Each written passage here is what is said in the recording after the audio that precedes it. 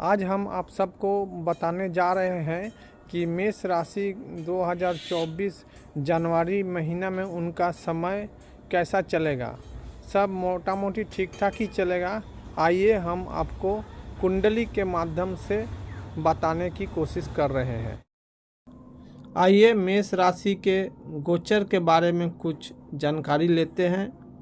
जैसे कि उनका लगन भाव में गुरु विराजमान है और लगन से षष्ठम भाव में केतु विराजमान है और अष्टम भाव में शुक्रदेव विराजमान है। नवम भाव में सूर्य और मंगल विराजमान है और बुध दशम में है और एकादश में शनि विराजमान है और द्वादश में राहु विराजमान है। तो अब चलते हैं कुंडली का विश्लेषण करते हैं। सबसे पहले शनिदेव से शुरू करते हैं जो एकादश भाव में बैठे हुए हैं। शनिदेव का 3 दृष्टि होते हैं, तीसरा, सप्तम और दशम। तो चलिए तीसरा दृष्टि कहाँ पड़ता है। तीसरा दृष्टि आपका लगन भाव में पड़ रहा है जहाँ गुरुदेव विराजमान है।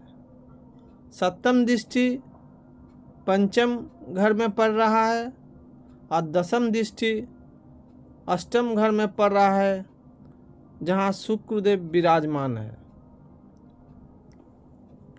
तो शनिदेव का तो दृष्टि, कोई भी दृष्टि अच्छा नहीं होती है। वो जिस भाव में बैठते हैं उसी भाव का फल देते हैं, लेकिन उनका जो दृष्टि है वो उतना अच्छा माना नहीं गया है। लेकिन जहाँ तक गुरु बैठे हुए हैं, गुरु अमृत का कारक होते हैं, इसीलिए उनका दृष्टि का लगन भाव में उतना प्रभाव नहीं पड़ेगा। लेकिन कोई कोई ज्योतिषी बोलता है कि गुरु पर शनि का दृष्टि पड़ने से गुरु उतना खुलकर काम नहीं कर सकेंगे। लेकिन मेरा मानना है कि गुरु पर शनि का दृष्टि नहीं चलता है। कहीं ना कहीं गुरु उनसे अपना रिहाई कर लेते हैं। तो गुरु आपका लगन भाव में बैठे हुए हैं और लगन भाव में बैठे हुए आपका जीवन तो आनंदमय कर ही देंगे। आपको सुख समृद्धि वैभव सारा साल प्रदान करते रहेंगे, क्योंकि इसके बाद गुरु मई महीना में आपका धन का भाव दूसरा घर में चले जाएंगे। तो अप्रैल महीना तक आपको वैभव प्रदान करेंगे। वो आपका पिता का भी सब ठीक ठाक ही वो रखेंगे और आपका सुख भी वो प्रदान करेंगे। लगन भाव से अब चलते हैं। शनि का दृष्टि, सप्तम दृष्टि शनि का पंचम घर में पड़ रहा है, जहाँ फिर से गुरु का भी पंचम दृष्टि उसी घर में पड़ेगा।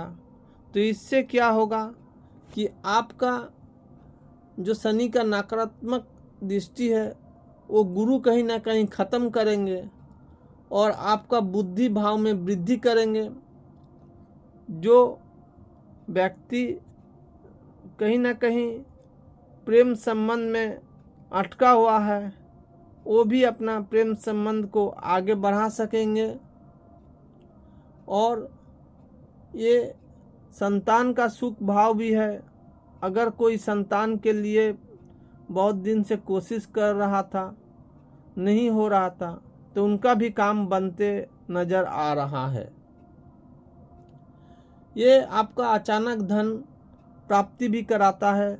आपका लाख का घर है, तो यहाँ से आपको ये पता चलता है कि आपका लाख में वृद्धि होगा। हो सकता है कहीं से अचानक धन का प्राप्ति भी हो जाए आपको। अब शनि का दशम दृष्टि आपको धनु राशि अष्टम घर में पड़ रहा है, जहाँ शुक्रदेव विराजमान है अष्टम घर आपका प्रॉफिट का घर है, आपका ससुराल पक्ष का घर है, आपका परेशानी का घर है, आपका बैलेंस का घर है। तो इन सब में कहीं ना कहीं आपको थोड़ा मजबूती मिलेगा। और फिर से वही आता है कि आपको कहीं से ना कहीं से प्रॉफिट होने वाला है। तो जनवरी महीना में एक चीज़ कॉमन आ रहा है कि आपको धन में वृद्धि होने वाली है। कहीं से ना कहीं से आपको धन मिलेगा। जिसका कुंडली में ग्रहों का गोचर मजबूत है उनको ज़्यादा मिलेगा, और जिनका कुंडली में गोचर का अवस्था थोड़ा कमज़ोर है उनको कम मिलेगा, लेकिन धन मिलेगा ही मिलेगा। अब आइए, गुरु का नवम दृष्टि भी अपना ही घर में पड़ रहा है जहाँ सूर्य देव और मंगल देव विराजमान है। इससे ये फायदा हो रहा है कि गुरु अपना ही दृष्टि अपने घर में डाल रहे हैं और दूसरा अपने ही मित्र उन पर बैठे हुए हैं जो सूर्य और मंगल है। इससे ये धर्म का घर होता है, भाग्य का घर होता है, धार्मिक यात्रा का घर होता है, आपका कर्म और धर्म भी चलता है। तो यहाँ आपको फिर एक तो चीज़ कॉमन आ गया कि आपका भाग्य फिर से साथ देगा। जो काम बहुत दिन से अटका हुआ था, जो काम आपको बन नहीं रहा था, वो बनेगा, क्योंकि गुरु का दृष्टि स्वयं का घर में पड़ रहा है। तो आपका काम अवश्य ही बनेगा। जो काम बहुत दिन से रुका हुआ है, जो काम बन नहीं रहा था, वो काम बनेगा ये जनवरी महीना में। और आपका सूर्य देव का सप्तम दृष्टि और मंगल देव का सप्तम दृष्टि आपका तीसरा भाव में पड़ रहा है, जो बुध का घर है, मिथुन राशि। इसमें आपका पराक्रम में वृद्धि होगा, आपका परिश्रम करने का क्षमता बढ़ेगा, सामाजिक जीवन में सुधार आएगा और समाज के साथ व्यवहार आपको अच्छा बनेगा। आपका साहस में वृद्धि होगा, आपका छोटा भाई बहनों के साथ रिश्ता मजबूत होगा।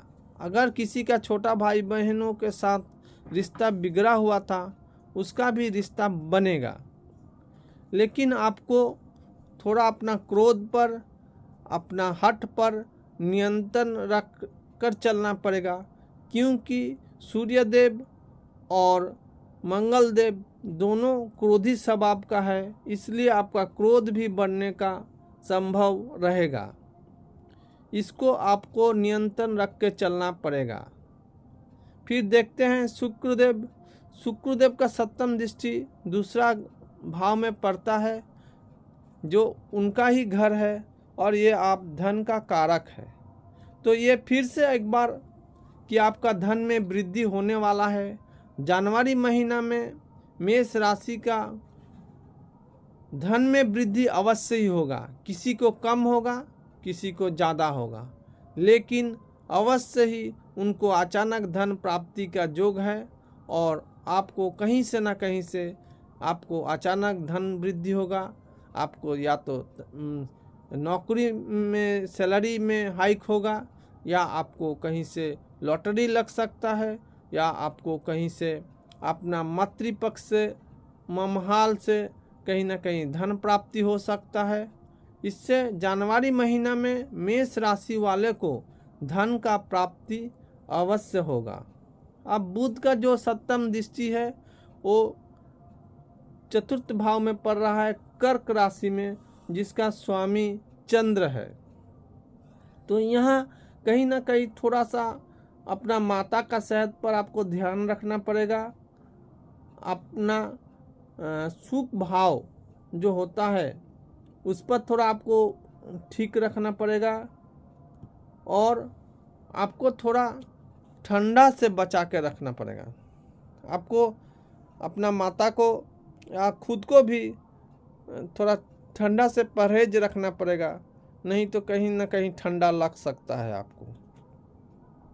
इससे मेष राशि को हम देखते हैं 3 शुभ काम आपको बनेगा जनवरी महीना में। एक तो जो बेरोजगार बहुत दिन से थे उनको कहीं ना कहीं से नौकरी मिलेगा।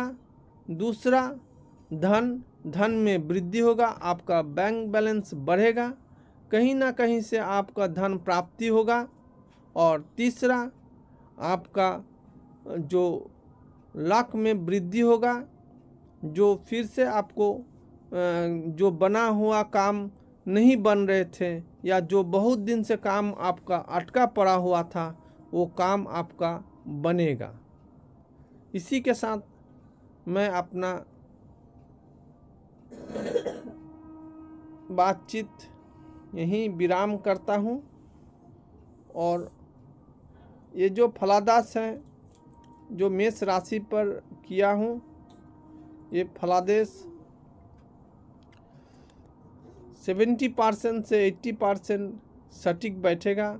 जिसका ग्रह दशा सही है उस पर 100% सटीक बैठेगा, और जिसका कुंडली भाव में ग्रह दशा कमज़ोर है तो उसका 70 से 80% फलादेश बैठेगा। नमस्कार, आप सब अच्छा रहिए और नया वर्ष को आप सबको शुभकामना। Happy new year.